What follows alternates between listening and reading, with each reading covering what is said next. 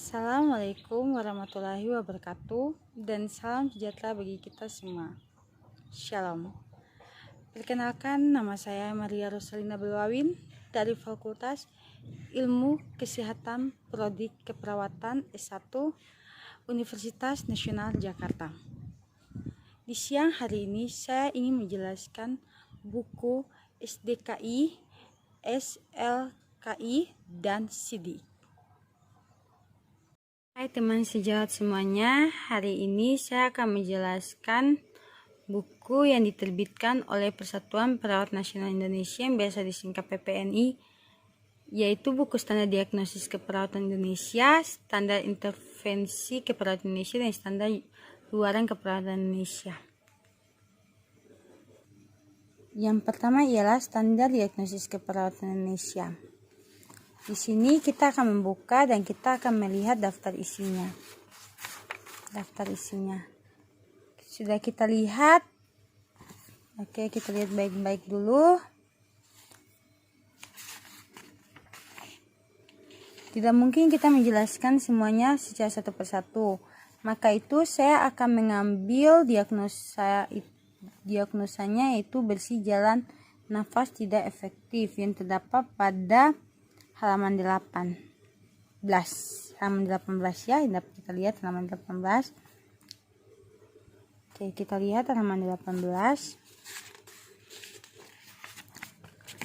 Oke, halaman 18 yaitu bersih jalan nafas tidak efektif yang kategorinya fisiologis, subkategorinya respirasi.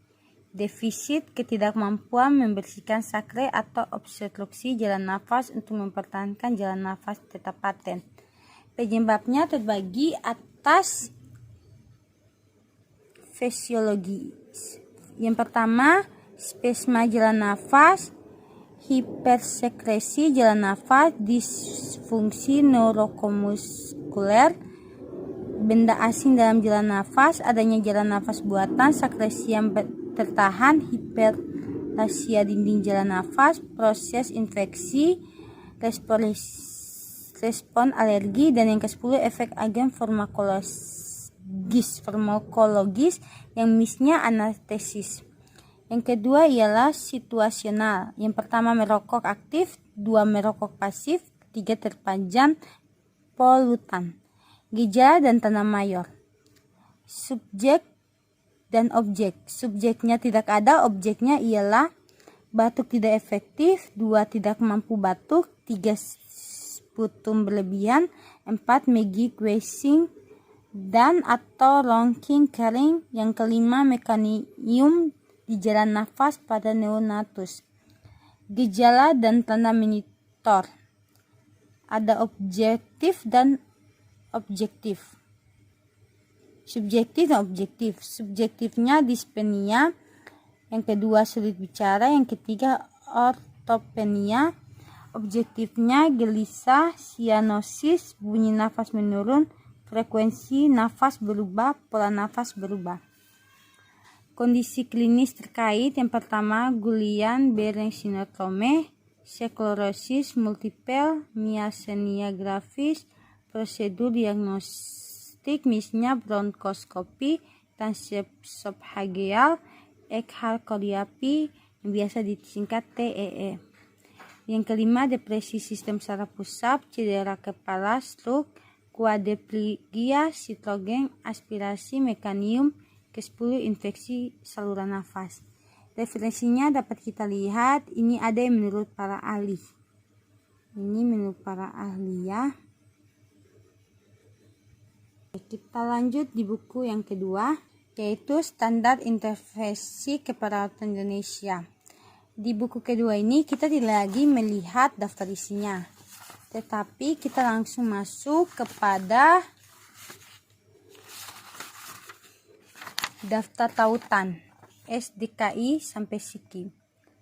Oke, kita lihat diagnosis yang tadi sudah kita tentukan, kita cari di sini. Ada di halaman 453, yaitu bersih jalan nafas tidak efektif.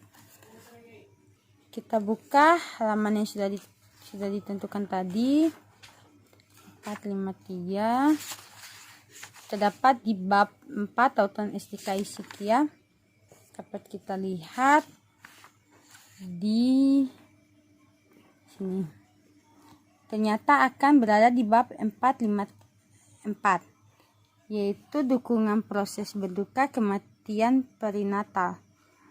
Bersih jalan nafas tidak efektif, yaitu intervensi utama itu latihan batuk efektif, manajemen jalan nafas, dan pemantauan respirasi.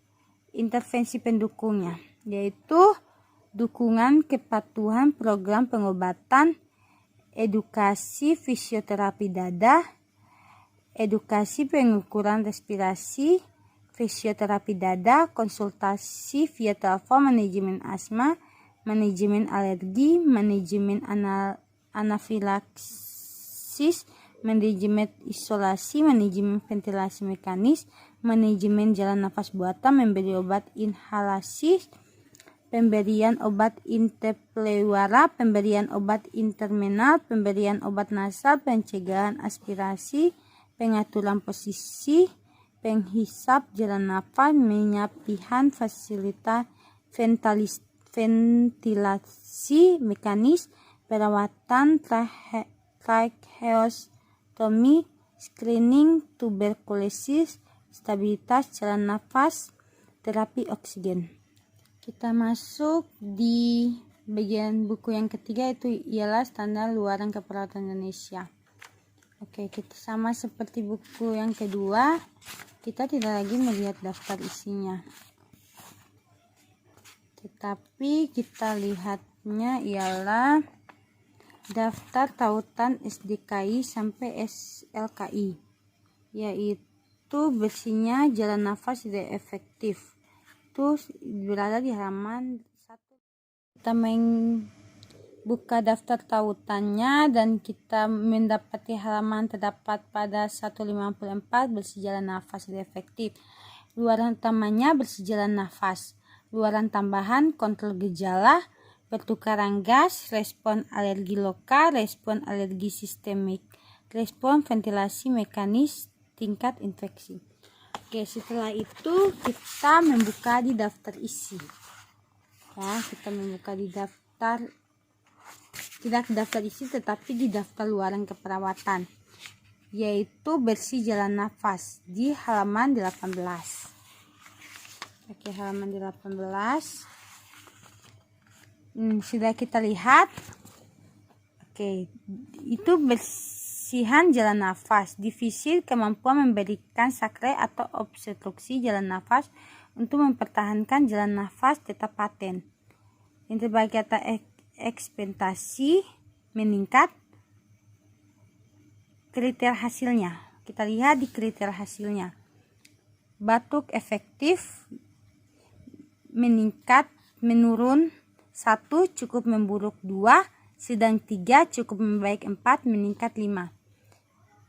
Produksi sputum meningkat 1, cukup memburuk 2, sedang 3, cukup membaik 4, menurun 5.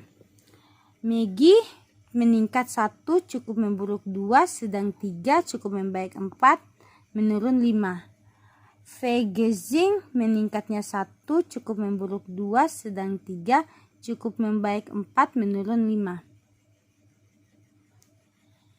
Mekonium pada neonatus meningkatnya 1, cukup memburuk 2, sedang 3, cukup membaik 4, menurunnya 5. Dispenia meningkatnya 1, cukup memburuk 2,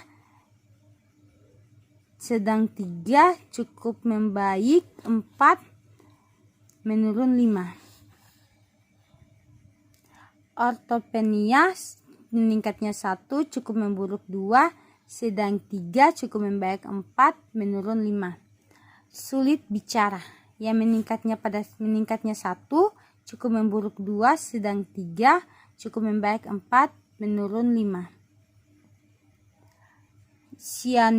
Sianosis meningkatnya 1, cukup memburuk 2, sedang 3, cukup membaik 4, menurun 5. Gelisa meningkatnya 1, cukup memburuk 2, sedang 3, cukup membaik 4, menurun 5. Yang berikutnya frekuensi nafas, pola nafas. Yang pertama itu memburuknya 1, frekuensi nafas. Memburuknya 1, cukup memburuk 2, sedang 3, cukup membaik 4, membaik 5. Pola nafas memburuk 1, cukup memburuk, sedang 3, cukup membaik 4, membaik 5. Sekian dari pembahasan saya cara membaca buku standar diagnosa, standar infeksi, dan standar luaran. Jika ada kesalahan dalam menjelaskan tadi, saya mohon maaf. Dan semoga apa yang saya jelaskan dapat membantu teman-teman yang lain. Sekian dari saya.